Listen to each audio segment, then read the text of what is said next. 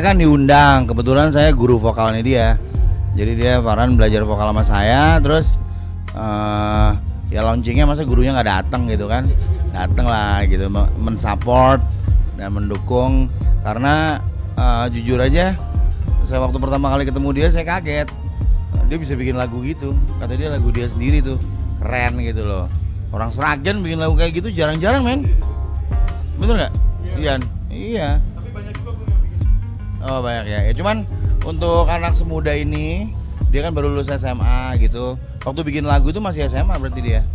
Masih SMA itu ya lumayan oke lagunya. Semoga bisa berkiprah di industri musik Indonesia. Sebagai guru all genre saya.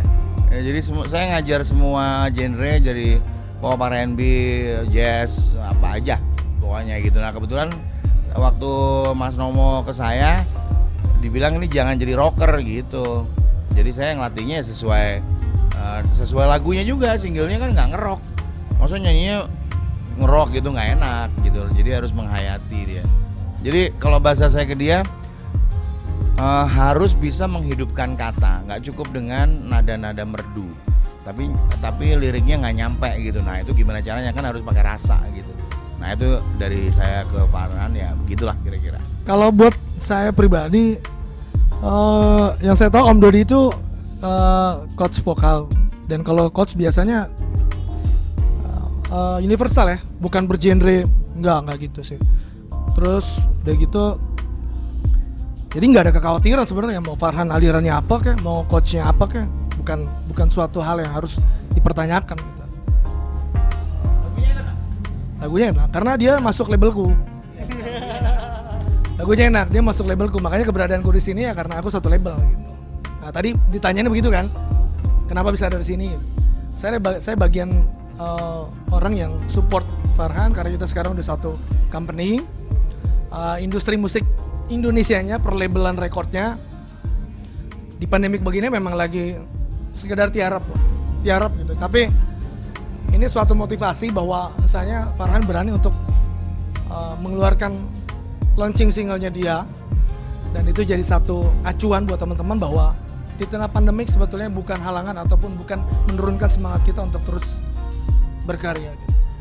Dan itu membuat saya juga akan jadi lebih berpikir gitu. Kadang kan seniman, musisi sekarang yang saya tahu teman-teman gitu, begitu dia ada pandemik begini ataupun sebelum ada pandemik, kondisinya lagi sponsor-sponsor pada dibatasin segala macam, alibinya pada mereka ada yang beralih ngejual alat, terus tanda kutip hijrah, tapi hijrahnya malah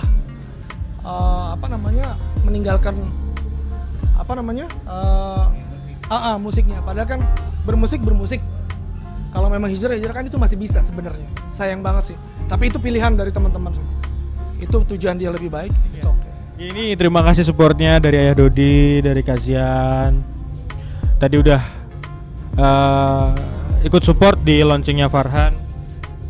Ya, intinya terima kasih banyak buat teman-teman juga semuanya. Kalau buat kenapa launching pada saat pandemi ya gimana ya, Farhan mau nunjukin ke kreativitasan kita itu jangan berhenti di masa corona gitu loh. Kita harus tetap berproduksi, entah apa itu. Kalau Farhan produksi lagu ya, kalau mungkin ada teman-teman yang lain bisa berputar otak apa buat menjalani kehidupan ini di masa pandemi. Nah kalau soal kenapa dia ngeluarin di saat pandemik, karena digital platform nggak pengaruh gitu. Jadi dia di YouTube, di iTunes, di Spotify, dia masih bisa ngeluarkan di situ dan semua orang bisa download. Jadi malah memang mungkin eranya berubah kita ya, nggak kayak kita dulu ya. Kalau kita dulu harus jualan CD, harus gimana. Kalau sekarang digital tuh malah agak nggak terlalu pengaruh dengan pandemik ini, dunia digital gitu, internet digital dan lain-lain. Nah jadi kalau buat saya sih dia pas aja ngeluarin single pas lagi pandemik, karena terbukti bahwa yang ngeluarin single dan bla bla bla viewernya yang download itu tetap yang nge-like itu tetap banyak walaupun masa pandemik. Harapan saya sih dia memberi warna baru baik di lagu, materi dan warna vokal. Nah, itu PR tuh. Jadi gimana caranya dia memberi warna vokal baru di dunia industri musik Indonesia. Jadi kalau denger langsung, wih itu suaranya Farhan gitu. Jangan, wah itu suaranya mirip kayak si, jangan kayak gitu, ya nggak. Nah dia harapan saya tuh dia memberi warna baru di dunia musik Indonesia, gitu. Amin nggak? Amin. Amin.